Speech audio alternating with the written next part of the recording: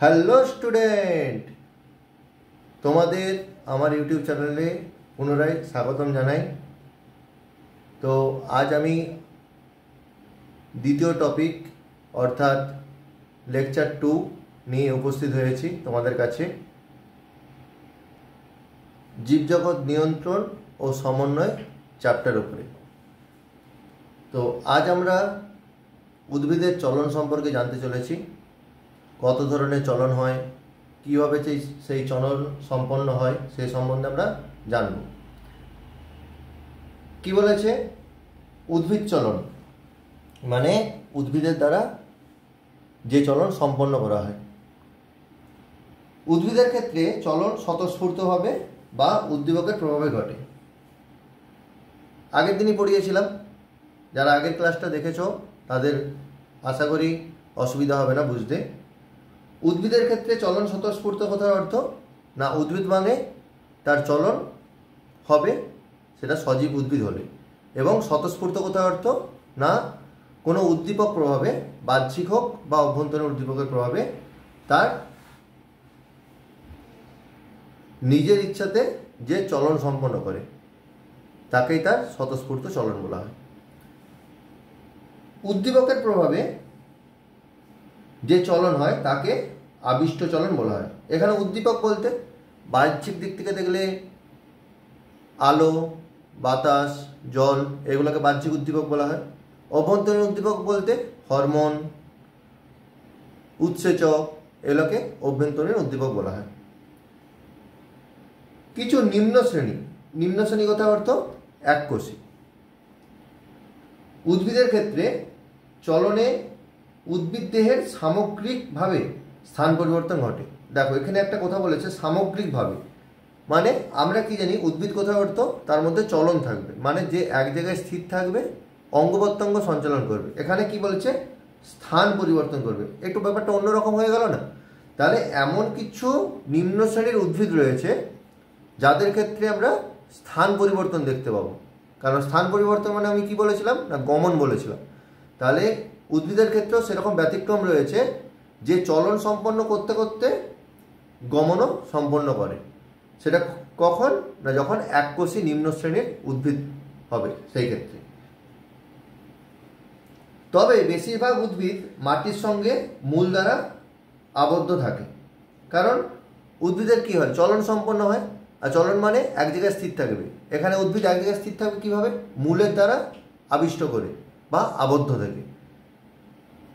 সামগ্রিকভাবে স্থান পরিবর্তন করতে পারে না, কারণ যার মূল মাটির সঙ্গে দৃঢ়ভাবে আটকে রয়েছে সে স্থান পরিবর্তন করবে কিভাবে?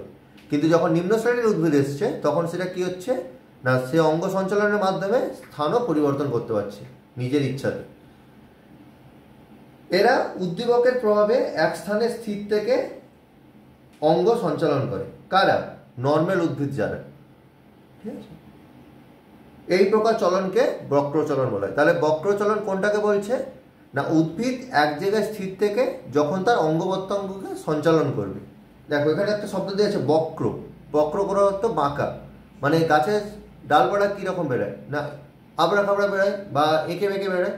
তো সেই ক্ষেত্রে কি হবে যে গাছের ডালপালাগুলো বেঁকে বাহ্যিক যে উদ্দীপক আছে তার এগেনস্টে সাড়া প্রদান করে।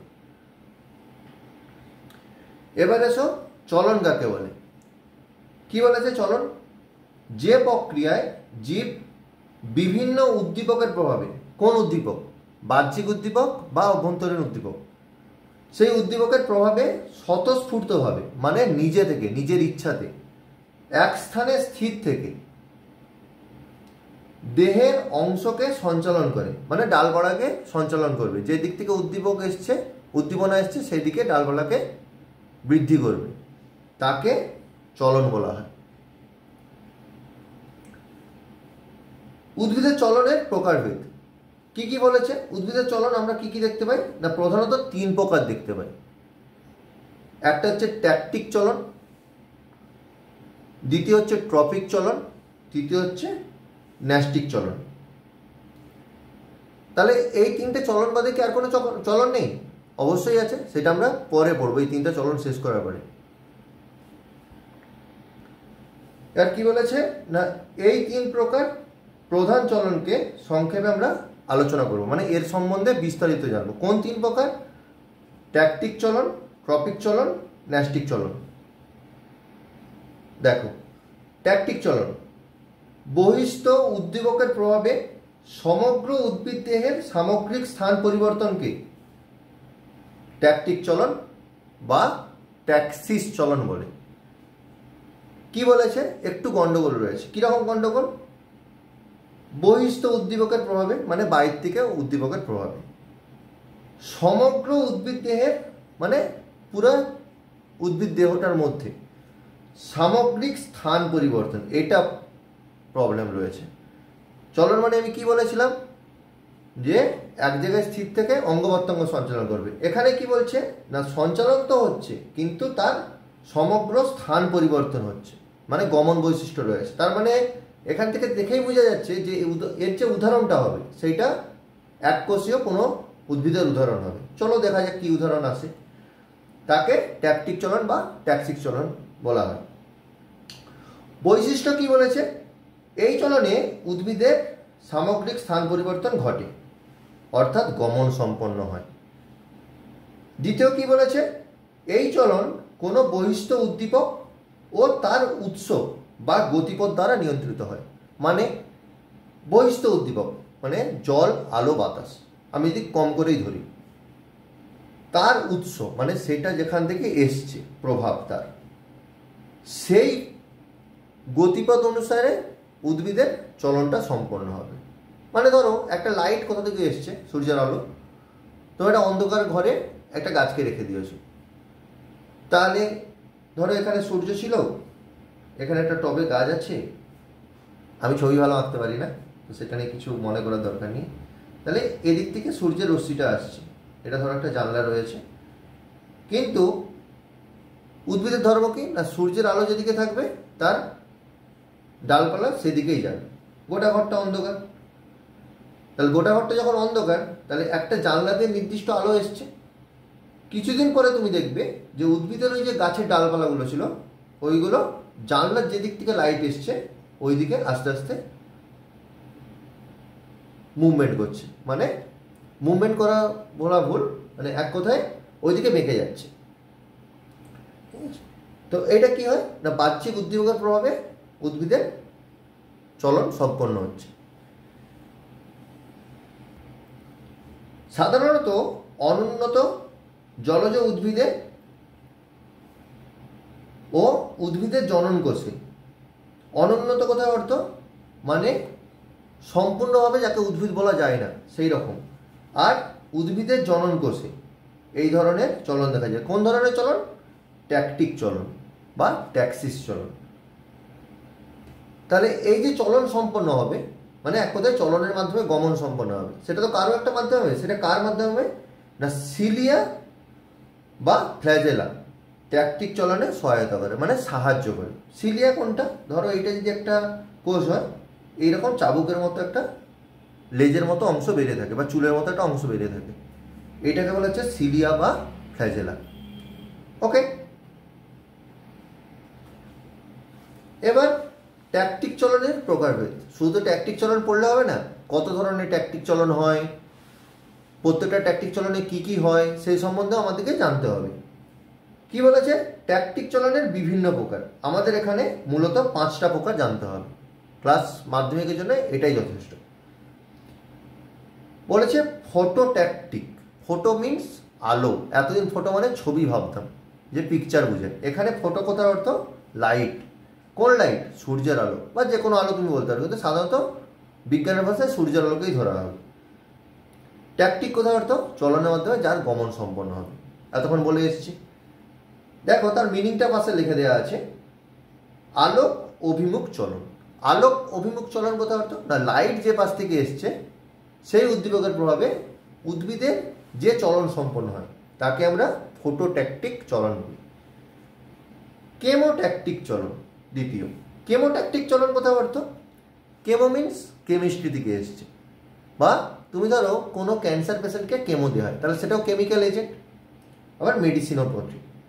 তাহলে সেই কেমিক্যালকে যদি আমি ধরি তাহলে রসায়ন, তাহলে রাসায়নিক পদার্থের অভিমুখে যে চলন সম্পন্ন হয় সেগুলোকে আমরা কেমোট্যাকটিক চলন বলা হয়।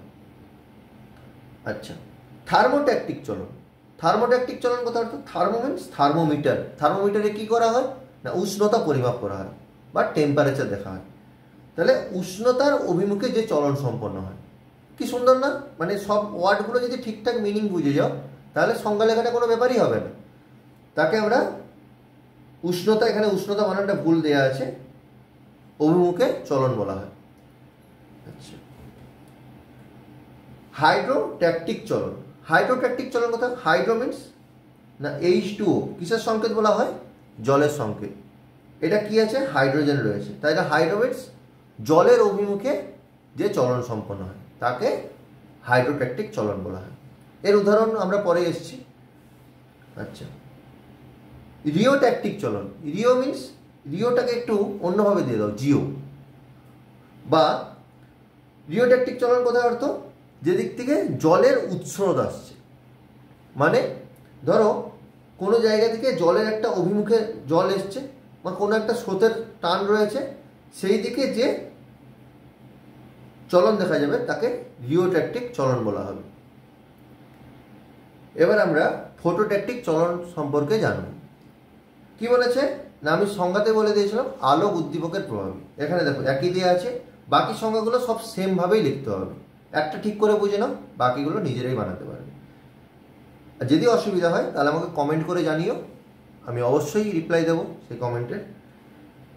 আলোক উদ্দীপকের প্রভাবে, আলোক মানে যেদিক থেকে লাইট এসছে সেটা এক ধরনের উদ্দীপক। কি উদ্দীপক না বাহ্যিক উদ্দীপক। উদ্ভিদের সামগ্রিক চলন, সামগ্রিক কথার অর্থ না স্থান পরিবর্তন করতে পারবে, তাকে ফটোট্যাকটিক চলন বলা হয়। কারণ ফটো মিনস বলে দিয়েছিলাম লাইট, তাহলে লাইট মানে আলোর উদ্দীপকের প্রভাবে উদ্ভিদের সমগ্র চলনকে ফটোট্যাকটিক চলন বলা হয়। উদাহরণ কি বলেছে দেখো, আমি আগেই বলেছিলাম তোমাদের যে এককোষী উদ্ভিদ হবে নিম্ন শ্রেণীর উদ্ভিদ। দেখো ক্লামাইডোমোনাস ভলভক্স, মনে রাখবে পরীক্ষাতে VVI খুব কোশ্চেন আছে, ট্যাকটিক চলন এর উদাহরণ দাও বা ফটোট্যাকটিক চলনের উদাহরণ দাও। সাধারণত ফটোট্যাকটিক চলনই আছে, তাহলে সেটা ক্লামাইডোমোনাস বা ভলভক্স, এককোষী। তাহলে এক একটা, ঠিক আছে, এটাও একটা একটা এইরকম। এখানে দেখতে ছবিতে অনেক বড় লাগছে কিন্তু এত বড় নয়, অণুবীক্ষণিক মানে অণুবীক্ষণ যন্ত্রের মাধ্যমে দেখা যেতে পারে। না বলেছে এককোষী শৈবালগুলি, এককোষী কথা অর্থ এইগুলোকে বলেছে ক্লামাইডোমোনাস আর ভলভক্সকে। শৈবালগুলি, তাহলে এগুলো কি এক ধরনের, এখানে আরেকটা জিনিস জানতে পারলে, শৈবাল। শৈবাল কি উদ্ভিদেরই একটি প্রজাতি কিন্তু এককোষী মানে নিম্ন শ্রেণীর উদ্ভিদ। আলোর উৎসের দিকে, আলোর উৎস মানে যে দিক থেকে সূর্যের আলো পড়ছে সেদিকে কি করবে, এগিয়ে যায়। এগিয়ে যায় কোথাও অর্থ না এই স্থানে ছিল এই স্থানে এসে, তাহলে এটাকে কি বলা হচ্ছে, স্থান পরিবর্তন করছে, তাহলে এগিয়ে যায়। কিন্তু উন্নত বৃদ্ধির কারণে, উন্নত বৃদ্ধির কারণে কোথাও অর্থ না লাইটের যে তীব্রতা এসছে, এটা বলেছে দেখো তীব্র আলো থেকে দূরে সরে যায়। কেন তীব্র আলো থেকে না, এদের একটা সেন্সেশন কাজ করে, অত্যাধিক লাইটে এরা বেশিক্ষণ থাকতে পারবে না কারণ এককোষী, তাহলে সেখান থেকে সরে যাবে কিন্তু আলোর অভিমুখেই থাকবে। তাকে আমরা কি বলছি, ফটোট্যাকটিক চলন বলছি। কাদের মধ্যে দেখতে পাচ্ছি না, ক্লামাইডোমোনাস আর ভলভক্সের মধ্যে। এটা উদাহরণ, আরও রয়েছে অনেক এক্সাম্পল, কিন্তু পরীক্ষার জন্য এটাই যথেষ্ট। এরপরে পড়েছিলাম ট্রপিক চলন। আচ্ছা, কি বলেছে ট্রপিক চলন না উদ্ভিদ অঙ্গের বক্র চলন। উদ্ভিদ অঙ্গ কোথাও অর্থ ডালপালা, গাছের বক্র চলন না বৃদ্ধি পাবে, ডালপালাগুলি যখন বৃদ্ধি পাবে, যখন বহিস্থ উদ্দীপক মানে সেই আলো, জল, বাতাস, মাধ্যাকর্ষণ সমস্ত কিছুই বলতে পারে, যা বাইরে থেকে উদ্ভিদকে কন্ট্রোল করতে পারে এক কথায়। গতিপথ দ্বারা নিয়ন্ত্রিত হয়। কার গতিপথ, ওই বাহ্যিক উদ্দীপকের গতিপথ দ্বারা নিয়ন্ত্রিত হচ্ছে। নিয়ন্ত্রিত কথা অর্থ না সেই দিকেই তার ডালপালাগুলো বেঁকে যাচ্ছে, তখন তাকে ট্রপিক চলন বা দিক নির্ণীত। দিক নির্ণীত কথা কেন বলেছে না, যে দিক থেকে এসছে সেদিকেই বৃদ্ধি পাবে, তাই জন্য তাকে দিক নির্ণীত শব্দটা ইউজ করেছে। বক্রচলন কেন না এঁকে বেঁকে যাবে, ঠিক আছে, তাকে আমরা কি বলছি না ট্রপিক চলন বলছি। বৈশিষ্ট্য কি বলেছে না ট্রপিক চলন উদ্ভিদ অঙ্গের বক্রতা সৃষ্টির মাধ্যমে ঘটে। বক্রতা সৃষ্টি কথা অর্থ গাছের ডাল কি হবে বেঁকে বেঁকে যাবে, মনে রেখো। দ্বিতীয় কি বলেছে আলো জল অভিকর্ষ, ঠিক আছে, আলো জল অভিকর্ষ। কারণ বায়ু কেন হবে না, বাতাস যেদিকে দেয় সেদিকে তো আর ডালপালা বাঁকে না, হয়তো ঝড়ের জন্য ডালপালা বেঁকে যেতে পারে, ঘাস শুয়ে যায়, ধান জমিন শুয়ে যায়, সেটা হতে পারে, কিন্তু তাকে তো বাতাস কখনো কন্ট্রোল করতে পারে না। কি বলেছে আলো জল অভিকর্ষ প্রভৃতি বহিস্থ কোনো উদ্দীপকের গতিপথ বা উৎস দ্বারা ওই চলন নিয়ন্ত্রিত হয়। কোন চলন না বাহ্যিক উদ্দীপকের প্রভাবে যে বক্র চলন নিয়ন্ত্রিত হচ্ছে সেই চলন। মনে রেখো উদ্দীপকগুলো ভুলো না, জল আলো অভিকর্ষ। ট্রপিক চলন উদ্ভিদের বর্ধনশীল অঙ্গে, বর্ধনশীল কথা অর্থ আগা আর গোড়া, মানে মূল আর কাণ্ড এবং সাইড, সাইডে কে থাকবে শাখা প্রশাখা। তারপর কি বলেছে না এক্ষেত্রে হরমোনের প্রভাবে, হরমোন মানে অভ্যন্তরীণ, যখনই হরমোন শব্দ আসবে উৎসেচক শব্দ আসবে তখনই অভ্যন্তরীণ এসে যাবে। উদ্ভিদ অঙ্গের বৃদ্ধি ঘটে, মানে শাখা প্রশাখার বৃদ্ধি ঘটবে, কারণ হরমোনের প্রভাবেও চলন কিছুটা ডিপেন্ড করে থাকে। তাই ট্রপিক চলনকে বৃদ্ধিজনিত, বৃদ্ধিজনিত কথা হরমোনের প্রভাবে না তার শাখা প্রশাখা মূল কাণ্ড পাতা সবের বৃদ্ধি ঘটছে, তাই তাকে বৃদ্ধিজনিত আবিষ্ট চলন, ঠিক আছে, মানে এই হরমোনের উপর ডিপেন্ড করেও তার অনেক কিছু নির্ভর করে, তাকে আমরা এক কথায় ট্যাকটিক চলনের অভ্যন্তরীণ চলনও বলতে পারি, সরি ট্রপিক চলনের। এবার কি বলেছে যে ট্রপিক চলনের প্রকারভেদ মূলত তিনটি ভাগে ভাগ করতে পারি, phototropic, geotropic, hydrotropic. Phototropic means আলো, জিওট্রপিক্স মিন্স জিও মানে মাধ্যাকর্ষণ,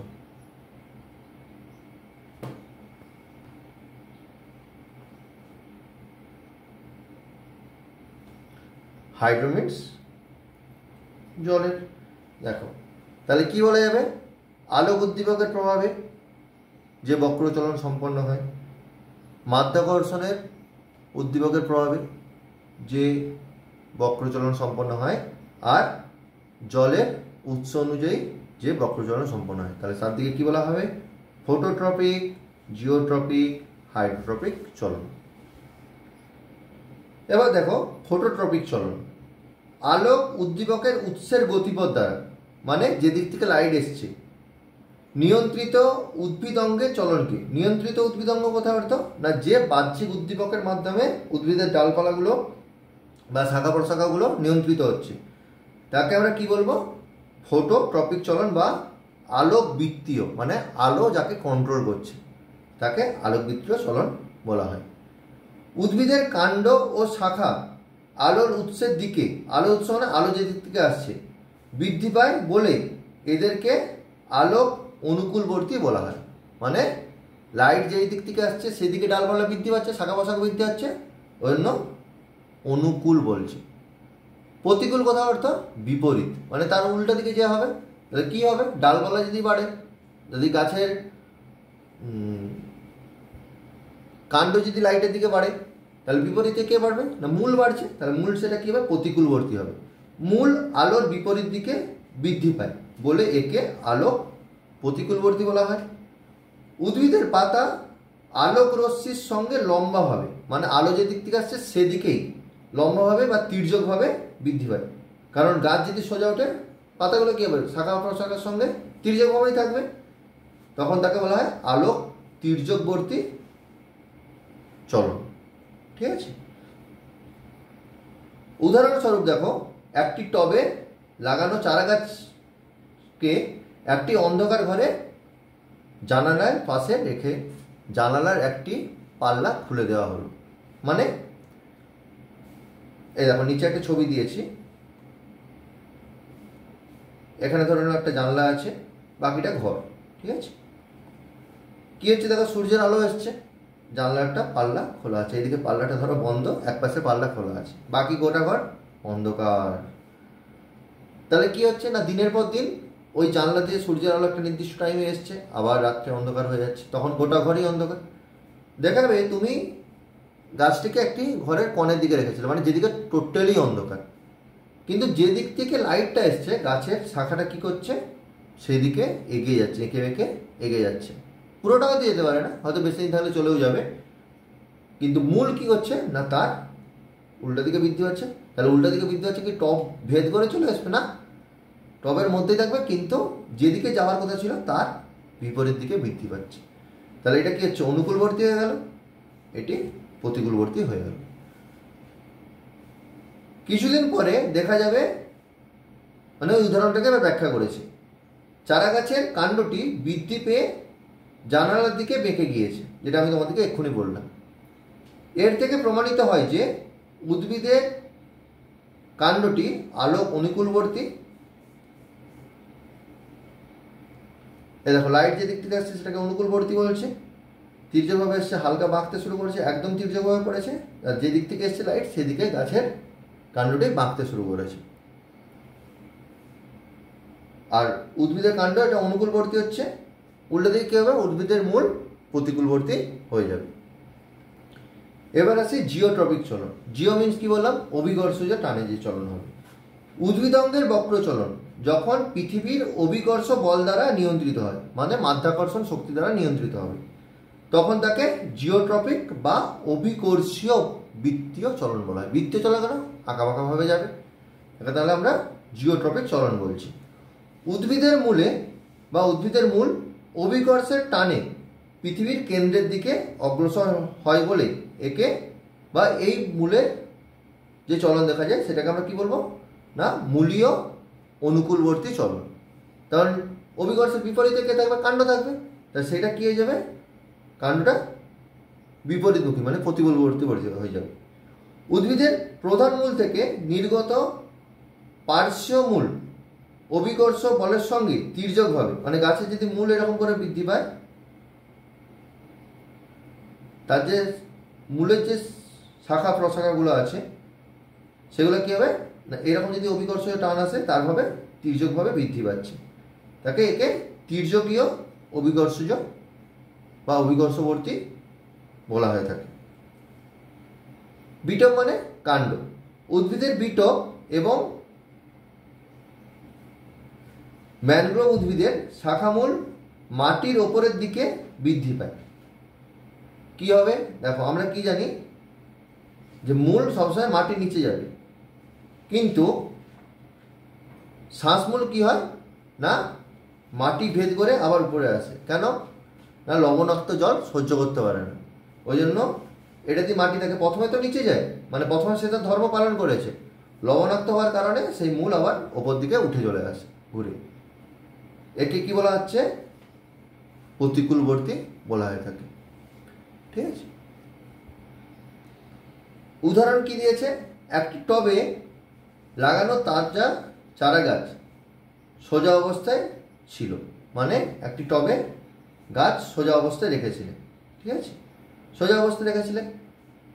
বা এখানে আমি যদি তোমাদেরকে একটা ছবি এঁকে দেখাই ছোটো করে, ধরো এরকম একটা গাছ, এটা টব সোজাভাবে আছে, সেই টবটিকে এমনভাবে উল্টে রাখো বা রাখা হলো যাতে গাছটি মাটির সঙ্গে সমান্তরালে থাকে, মানে ছিল এরকম, হয়ে গেছে এরকম, এটা মাটি এর সঙ্গে সমান্তরালভাবে রাখা হয়েছে। কয়েকদিন পরে পর্যবেক্ষণ করে দেখা গেল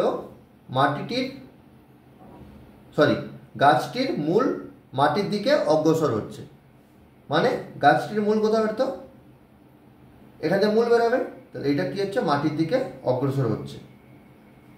এবং বিটপ মাটির বিপরীতে, বিটপ কোথাও অর্থ গাছের যে কাণ্ড রয়েছে সেটা উল্টা দিকে বৃদ্ধি পাচ্ছে, মানে এটা কি হয়ে যাচ্ছে, এটা অনুকূলবর্তী হয়ে যাচ্ছে, এটা প্রতিকূলবর্তী হয়ে যাচ্ছে। অগ্রসর হচ্ছে। এর থেকে প্রমাণিত হয় যে, নিচে ছবি দেওয়া আছে দেখতে পারো, উদ্ভিদের মূল অভিকর্ষ অনুকূলবর্তী, মানে মূল মাটির দিকে যাবে, অভিকর্ষের টান যেদিকে, এবং বিটপ অংশটি অভিকর্ষ বিপরীতে, মানে প্রতিকূলবর্তী, মানে কাণ্ড উল্টা দিকে বৃদ্ধি পাবে। মূল নিচের দিকে বৃদ্ধি পাচ্ছে, কাণ্ড উল্টা দিকে বৃদ্ধি পাচ্ছে।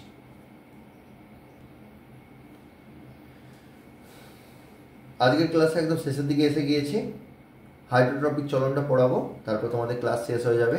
তো এতক্ষণ যাদের ক্লাসটা ভালো লেগেছে, তোমাদের কাছে বলবো আমি, তোমরা সাবস্ক্রাইব করে দাও চ্যানেলটি, আর ভালো লাগলে অবশ্যই লাইক করবে, শেয়ার করবে বন্ধুদের মাঝখানে, যাতে ওদেরও অনেকটা উপকার হয়। এবং আগামী দিনে যে ক্লাসগুলো আসতে চলেছে সেগুলো সবাই অ্যাটেন্ড করো। আশা করি তোমাদের যতটা আমি পড়াবো তার মধ্যে যা ডাউট থাকবে সেটা ক্লিয়ার হয়ে যাবে। আর মাঝে মধ্যে যে ভুল ত্রুটিগুলো হচ্ছে বলার সঙ্গে সঙ্গে, এটা প্রথম ক্লাস করাচ্ছি ইউটিউবে, অফলাইন ক্লাসে আমার সমস্যা হয় না সাধারণত। তো বলতে যে কোথাও আটকাচ্ছে বা স্পেলিং মিস্টেক হচ্ছে বলতে যে, ঠিক আছে? তো এটা নিয়ে কিছু ভাবার দরকার নেই। আপকামিং ক্লাসে এরপরে হয়তো 2-4টা বা পরপর আরও কিছু ক্লাস নিয়ে নেওয়ার পরে এই প্রবলেমটাও আমার চলে যাবে। তো অবশ্যই লাইক করো ক্লাসটি যদি ভালো লাগে, এবং শেয়ার করো সবার মাঝখানে, ভিডিওটি ছড়িয়ে দিও। এবং সবাই পারলে একটা জিনিস করো, কোথা থেকে দেখছো, কোন জায়গা থেকে, মানে কোন জায়গা থেকে বলছে, কোন এলাকা থেকে দেখছো, কমেন্টে অবশ্যই জানিও, তাহলে আমি বুঝতে পারবো আমার ভিডিওটি কতদূর পর্যন্ত স্টুডেন্টরা পাচ্ছে।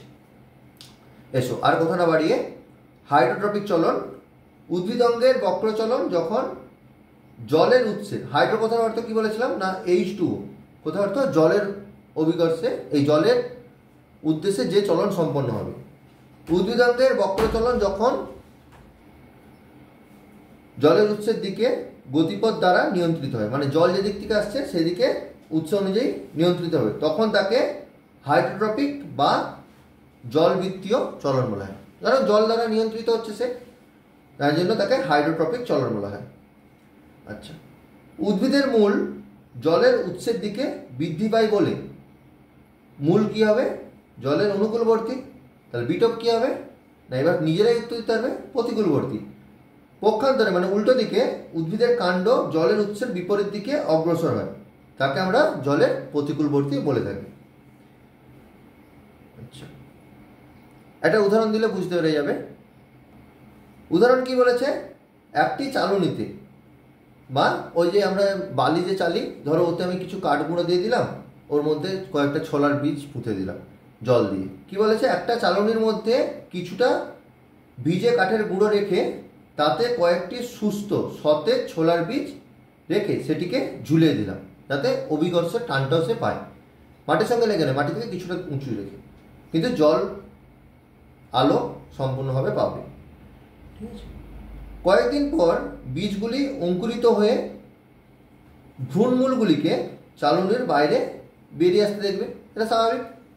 আর নিচে একটা ছবি দিলে দেখতে হবে, দেখো এখানে ছিল, কিছুদিন পরে জল টলগুলো শোষণ করেছে, ও ভেতরে নিয়েছে, তারপর মূলের সৃষ্টি হয়েছে, সেটা বাইরে বেরিয়ে এসছে। ঠিক আছে, আরও কয়েকদিন পর লক্ষ্য করে দেখবে, কি দেখতে হবে না, ভ্রূণমূলগুলি পুনরায় বেঁকে চালনির ছিদ্রের দিকে ভিজে কাঠের গুঁড়োতে প্রবেশ করছে। কেন না, তুমি আর কিন্তু এতে জল দিচ্ছ, কারণ কেন জল দিচ্ছ না, গাছটাকে বাঁচিয়ে রাখতে হবে, বা তোমার যে ভিজে কাঠের গুঁড়ো ছিল সেগুলো অলরেডি জল পাচ্ছে বা জলে ভিজে আছে, কিন্তু মাধ্যাকর্ষণ শক্তিটানে কি হয়েছে, মূল অনুকূলবর্তী, মানে ওই চালনির ভিতর দিয়ে বেরিয়ে এসছে বাইরে, কিন্তু নিচে কি পাচ্ছে, জল পাচ্ছে না। তুমি যদি মূলের কাছে জল দিতে তাহলে সে কোনো সমস্যা হচ্ছে না, কিন্তু যেহেতু জল পাচ্ছে না, তখন পুনরায় কি করছে না, সে আবার বেঁকে জল পাওয়ার জন্য শ্বাসমূলের মতো পুনরায় যেখান থেকে সৃষ্টি হয়ে এসেছিল সেই কাঠের গুঁড়োতে পুনরায় মূলকে প্রবেশ করছে। এর থেকে প্রমাণিত হয় ভ্রূণমূলগুলি প্রথমে অভিকর্ষ টানে চালনির বাইরে বেরিয়ে এলো, পরে সেগুলি জলের উৎসের দিকে পুনরায় বেঁকে চালনির ভিতরে প্রবেশ করলো। তাহলে এটাও এক ধরনের বক্রচলন সম্পন্ন করলো। এটাকে কি বলা হচ্ছে না, হাইড্রোট্রপিক চলন। এখানে ক্ষেত্রে দেখতে হবে না, এদিকে একটা এরকম করে সাধারণত জল দেওয়া যায় না, একটা ছবি বোঝানোর জন্য দেওয়া হয়েছিল। নিচের দিকে জল ছিল, মূলগুলো নিচের দিকে বাড়ছে, সাইডের দিকে জল দিয়েছি, ওই জন্য গাছের মূল সাইডের দিকে বেঁকে যাচ্ছে। ওকে, আজকে তাহলে এতটাই পর্যন্ত। পরের দিন আবার ন্যাস্টিক চলন নিয়ে বলবো, কারণ বেশিক্ষণ ক্লাস হয়ে গেলে তোমাদেরও ভালো লাগবে না ক্লাস করতে, আর আমারও অতক্ষণ বকতে হয়তো ভালো লাগবে না। ঠিক আছে, অল্প অল্প করে এগান, ভালো করে কভার করো সিলেবাসটা। আশা করি তোমাদের পরীক্ষাতে কোনো অসুবিধা হবে না। দেখা হচ্ছে পরের ভিডিওতে।